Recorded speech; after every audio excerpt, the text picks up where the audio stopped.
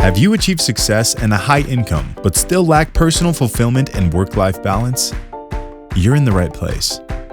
Welcome to the Successful But Struggling podcast. Join us as Aaron, Eunicia, Joanne, and Mim share transformative insights and practical strategies just for you.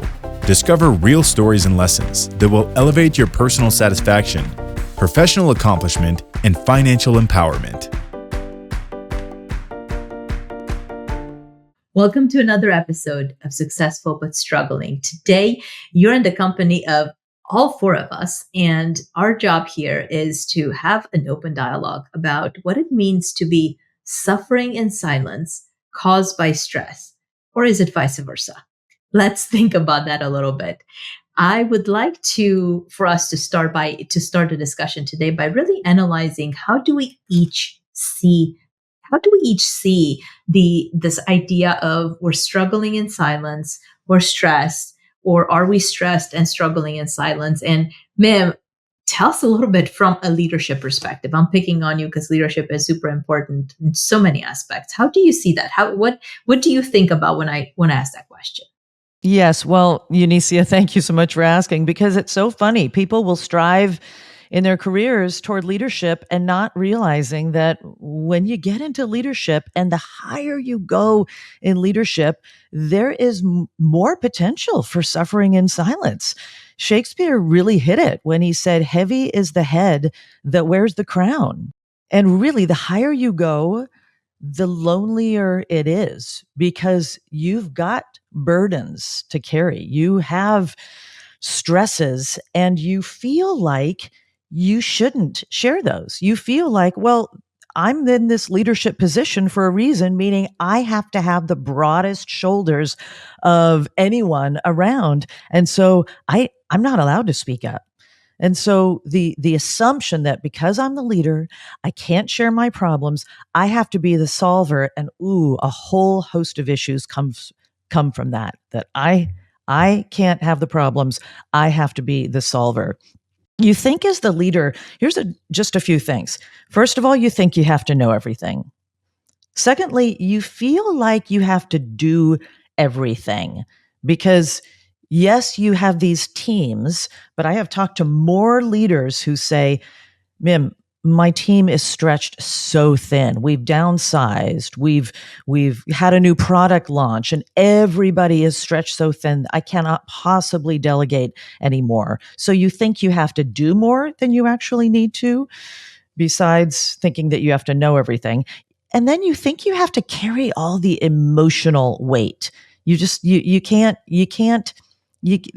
let them see you sweat at all. Like you have to be this superhuman person. And then you feel like I just have to take it. I just have to take it and not speak up about things. Again, back to those broad shoulders. And if you're a leader in corporate life, here's an interesting twist. I've talked to a lot of leaders in corporate life that have gotten to a level of leadership. They've gotten to VP, or they've gotten to SVP, Senior Vice President.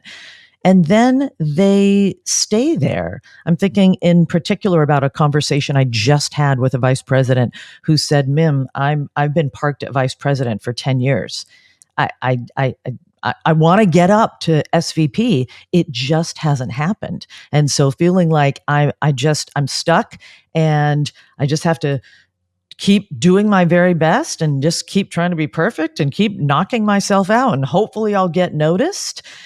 And that's a rough recipe for just staying at a level that you don't want, and it looks like you're not going to be going anywhere. So there's so many elements in leadership of suffering in silence. How do you see that translated? And I love the fact that you share the example of the corporate path. And as we're thinking about the person that's on the business side, what do you see as the parallel between the corporate individual that's stuck versus maybe the business owner that's stuck, suffering in that silence? What do you see that looking like for the person that maybe owns their own practice or owns a business in whatever industry? It's such a great question, Eunicia. What I want to say is that there are differences, obviously, in corporate life. You're living in this much more perhaps political environment, and there are so many P's and Q's and nuances, and there's a whole host of other of other challenges that someone who is a business owner has, something that they have in common is this feeling of those broad shoulders. And what I believe that leaders find surprising is that actually, when you, and you have to do it in the right way, but actually, when you share what you're struggling with, when you share something that's challenging, when someone comes to you as a leader in both private business or you own your business and corporate life, when someone comes to you as the leader and asks you what you think about something or asks you for your advice or asks you what they should do, and if you don't know, it's interesting actually saying, I don't know. What do you think? I don't know. We should look into that. For so many leaders, they think, I'm not allowed to say that. And you actually are. Now, if you're saying it to everything, there's caveats. If you're saying it to everything, that might become an issue. But if you're never saying it, you're creating a false narrative for your team that says that, yeah, you can come and kind of bend me on everything and beat me up on everything. And when you get to be leader, it's going to be the same way. And that's actually not the case. Even though it's your business, even though you're the leader, it's a team and you want to involve people. And so being able to say, I don't know, let's look into that. I love that, Mim. And what I wanted to add to that is that thought, you didn't say it, but kind of that perfectionistic, I have to do everything, I have to do it right. And yet, then when you admit you're not perfect, I think sometimes we try to be so perfect, people think of us as something other than human. Oh, you're the leader in this, you must have all the answers. Therefore, number one, I don't have to come up with any of the answers because you have them. And I can treat you as something different than human. And as a physician, people think oftentimes, oh, you're a doctor, like you don't have feelings. Sometimes I say, like, we're not robots. There's nothing that we went in our medical training that made us something other than human. We have feelings, we have families, we have emotions. And yet, sometimes when we come about in a certain way, it can make people not treat us as such. And actually, then when they can appreciate our humanness, that, oh, we're up all night on call. Oh, of course you're going to be tired. Of course you might be a little bit short. You are human, just like I would be. And so it makes I think, a better connection when we can connect with that humanness and not just keep it silent from everyone. And if I may add, I want to almost rewind us a little bit because I think it's worth thinking of the question, how do you individually define stress? And how would you define suffering in silence? And do you even know what that would mean to you? Because the definition of stress is different for all of us. And the definition of suffering is different for all of us. So it also, it's important to think about it. What is it for you and how would you know it? And because sometimes we're so used to, I have an analogy when I'm coaching physicians. I have this analogy that we're so resilient, it goes against us. And it's almost like a rubber band and we stretch it. You stretch a rubber band and you let it loose and it goes back to its original form. That's how normal good stress should feel, because we have stress throughout our lives and it can be helpful. That's how we grow and we learn. But when we stretch and we stretch and we stretch, we start losing our form. We start losing that ability to go back to ourselves. And then we don't know, we're just there. And we are so overstretched, we just keep on putting more into that space that keeps on opening and we don't always recognize it. So it's again, I just wanted to add that tangent that we can start there, because what might be stressful for me might not be stressful for you. And sometimes we even judge other people, say like, why are you stressed out about that? But then we have to look inward and then think about it. What is it for me? So it's, again, a little tangent to what we're talking about in here. So we start priming our brains to it. That is so good, Joanne. And what comes to mind for me, and Eunicia, maybe this is something that you can comment on, is just the financial stress. I mean, that's what I pictured when Joanne, you were talking about that that rubber band, and you're stretching and you're stretching and you're silent about it, but you are deeply stressed. Eunicia, what are your thoughts? My thoughts on that, I love the question, and we started out with that, right? What does stress versus struggling in silence, how do they depend one on the other, or does one start in the other end, or vice versa? In my mind, it's kind of the yin and the yang, and they're both kind of dark, right? There's not one is not white and one is not dark, because the reality is that some people might call it stress, other people might just truly suffer. It might hurt them, and it addresses individual. It triggers people differently, and here's the deal. In my mind, that is totally okay. We see it on the financial side all the time. Here's what we were talking about physicians, or you guys were talking about physicians a moment ago. We see at least 90+% of the physicians that we talk to, and we work with a lot of physicians, a lot of surgeons, a lot of very well off individuals in the medical profession. They're struggling with the same stressors when it comes to money that a lot of very successful business owners struggle with. And the reason behind that is because those broad shoulders that you were talking about earlier, Mim, they do feel that, you know what, I'm smart enough, I got this. So whether they're whether they're a surgeon or they run a $20 million company, the philosophy is, I've done it, money's coming in, we're doing well, I got this, I should know this.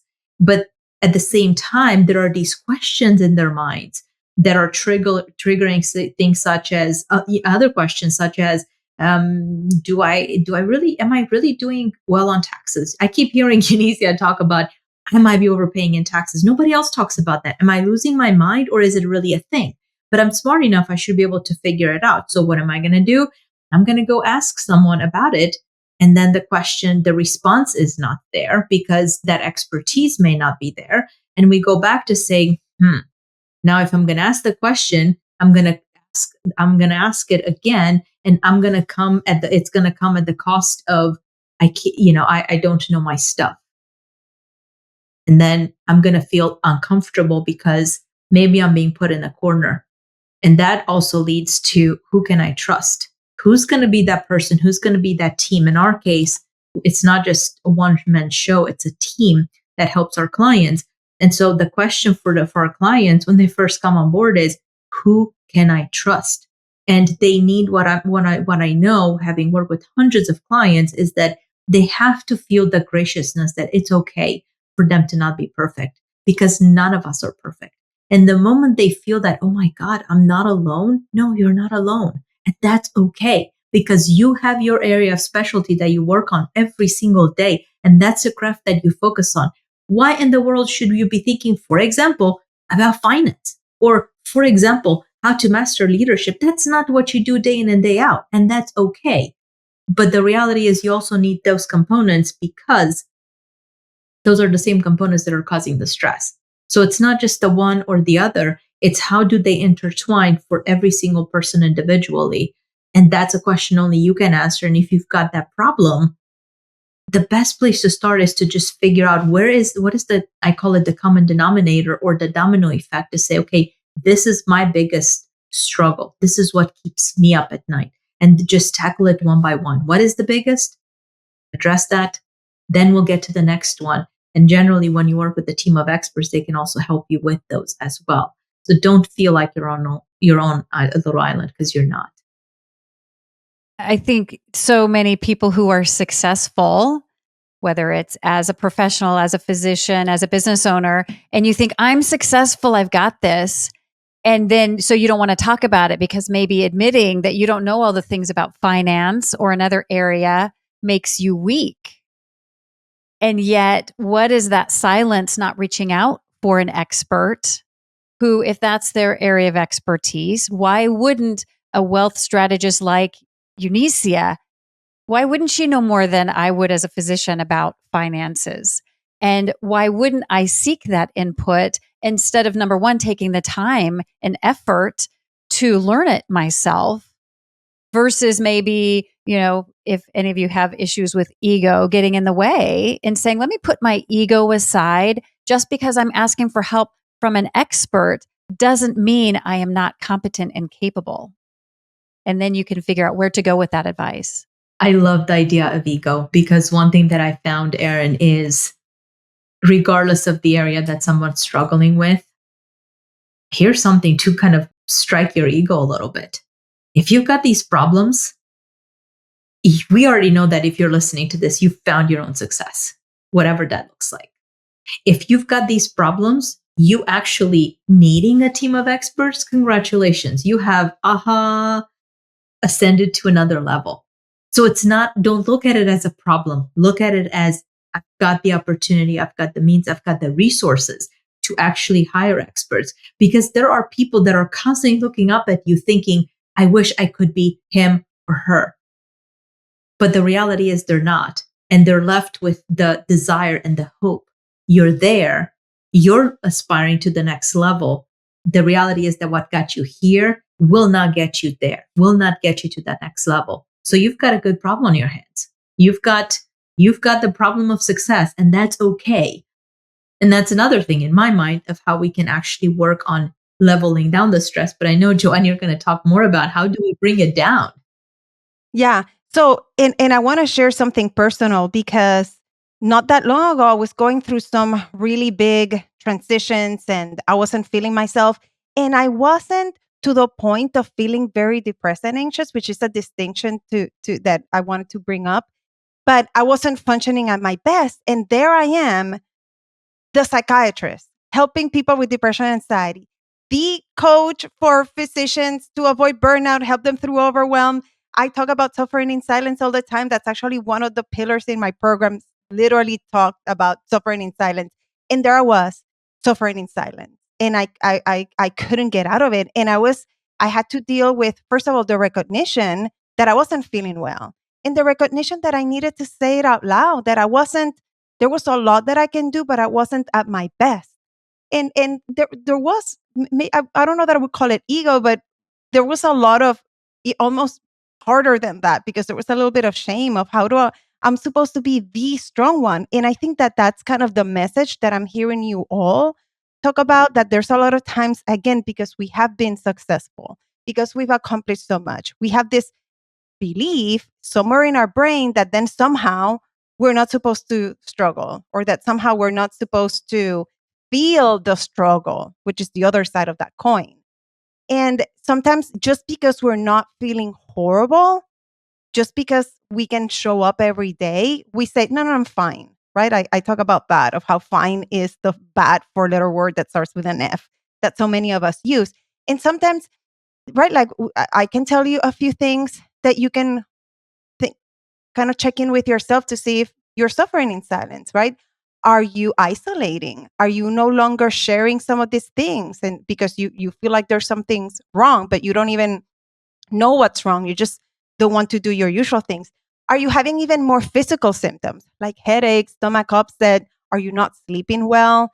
Those things that we sometimes say like, oh, but that's normal, could be a sign that you might be struggling more than you need to. Maybe not the extreme of this suffering in silence. I know it sounds a little bit dramatic, but we have to pay attention to these things. And then, of course, and because it's part of my passion to talk about it in terms of mental health, when it starts then interfering with our ability for our day-to-day functioning, where we're worrying a little bit more, when we start feeling sad, and then, of course, then these are the times that we need to reach out the most, and then we don't. So again, it's a kind of a long answer to pay attention to some of the things that you can recognize that might be, and again, I think that there's times that you can recognize when it's struggling, when you're struggling, where it's a problem that maybe you do need that more intense help.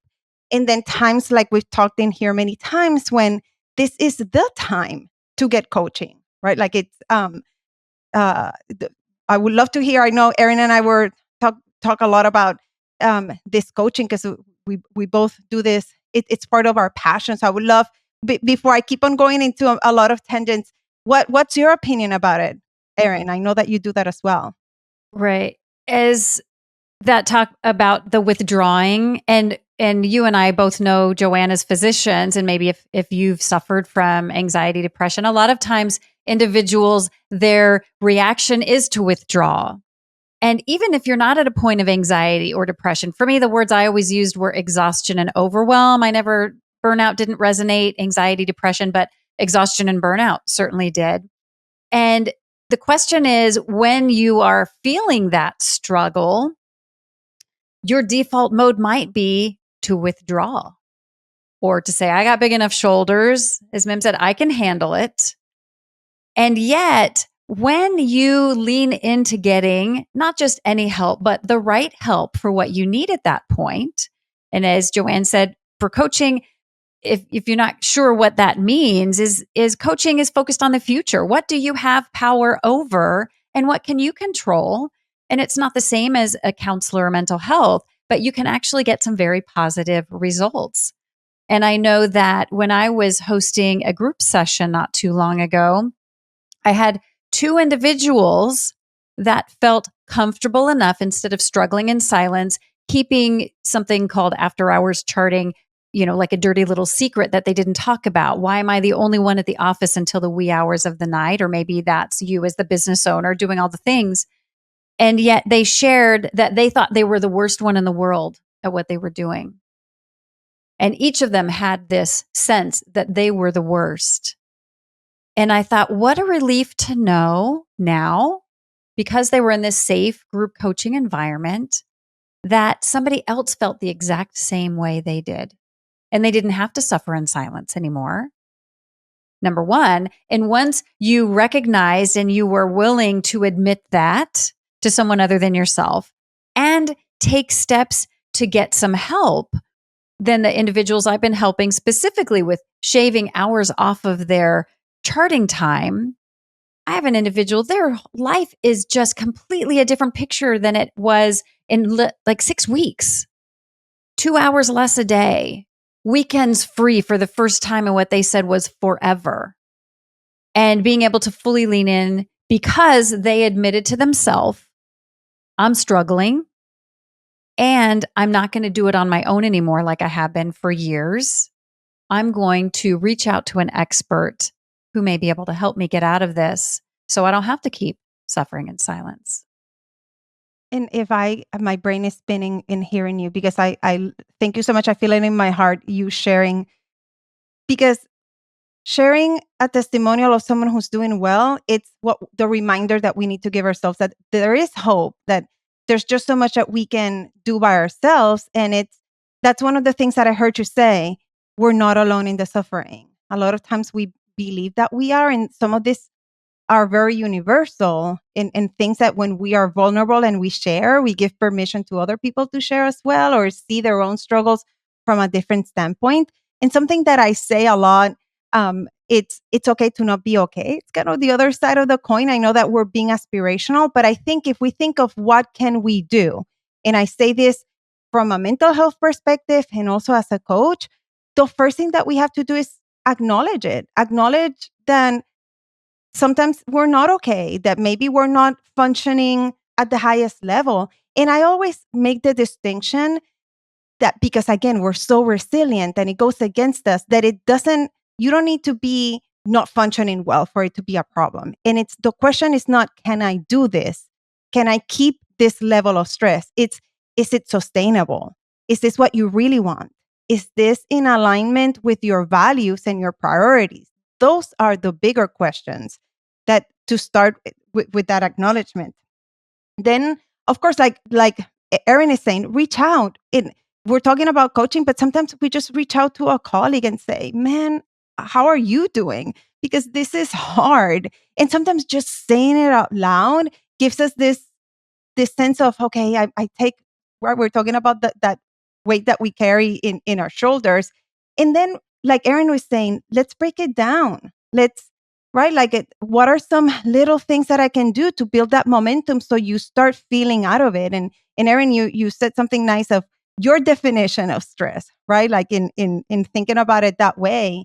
And then, of course, I cannot not say that if it's really affecting you, there is professional help available. So again, kind of my input here of things that we can do, because we do need to hold on to that hope, right? And when I talk about that suffering in silence, when I'm coaching, we talk about it, and we talk about the stress cycle and where are we in that stress cycle and what can we do. And then what the other side is connecting with hope and knowing what that hope will look like to you. Again, trying to bring it back to aspiration here for us. Joanna, when you said connecting with hope and you referred to that, and between what you said and Aaron earlier, I think of this as almost if you were to think about a framework. And as you guys know, you know me, I love frameworks. When you're withdrawing and you're kind of avoiding that pain, think of it as your problem will continue to perpetuate. So as you're listening to that and maybe you lose sleep at night, maybe you have a heartburn, maybe you're constantly kind of thinking to yourself, you're a little more sheltered, you're a little more kind of introspective. This is probably you. When you change the paradigm and you lean in, I think of it as almost when you lean in and you see your reflection in the water, something beautiful appears. It's your reflection. But when you're leaning in and you're asking the question, or you're maybe just saying, you know what, I just need to talk to someone, get some help, talk to someone, lean in and face that fear. What happens is the solution will show up. And the delta or the difference between one or the other is that when you're withdrawal, that the problem will perpetuate is you've lost time, you've lost finances, and we can talk all day about that. And you've also lost part of your life, part of who you are. Whereas when you're leaning in, you're gaining the ability to do more, to enjoy life. You're gaining the opportunity to, guess what, from a financial perspective, actually keep more. And if you're listening, it's probably a whole lot more. And then last but not least, you're truly gaining more out of your enjoyment and who you are, how you show up in life in general. So if you're thinking about this, which one would you much rather have? Because one of them is the ultimate. Yes, we want to get there, but the bridge to getting there is to just say, you know what? I've got a problem. I need to face it. And then that energization and that joy comes in such a beautiful way. Eunicia, that was an amazing, I love your frameworks. So keep it coming with the frameworks. That was an amazing summation. And as I'm listening to all of you, my colleagues, I am hearing the don't suffer in silence. And this idea of where we started, that my head wears the crown. And so I have to have those broad shoulders. And whether it's ego coming in or whether it's that I should know this, I'm smart, I'm the boss, I'm the leader, I'm educated, I've gotten to this point, I should know this. And the fact is, that's too much pressure. And you've got to have some grace for yourself. So everything that we've said here about acknowledging it, about saying it out loud, about breaking it down into little steps, that connecting with hope, and that wonderful model that Eunicia was talking about based on what Joanne brought up, that's our gift to you today. You know, if you have heard something here that resonates with you in any way as you think about your responsibilities, because if you've gotten to where you've gotten, you certainly have responsibilities. If those struggles are financially, and I can't tell anyone, or I got to figure this out, or if they're with leadership and you've got, I cannot straighten things out with my team. I'm having such a struggle with my team, or I'm having such a struggle in my executive growth path. I seem to be stuck. Or if it's with mental health, or if it's with all of this, well, you've come to the right place.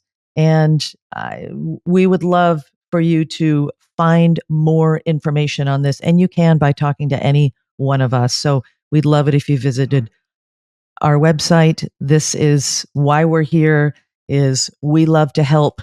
And we love to help people who have been suffering in silence and are ready to say, I'm not going to do that anymore. So go to our website. We look forward to connecting with you.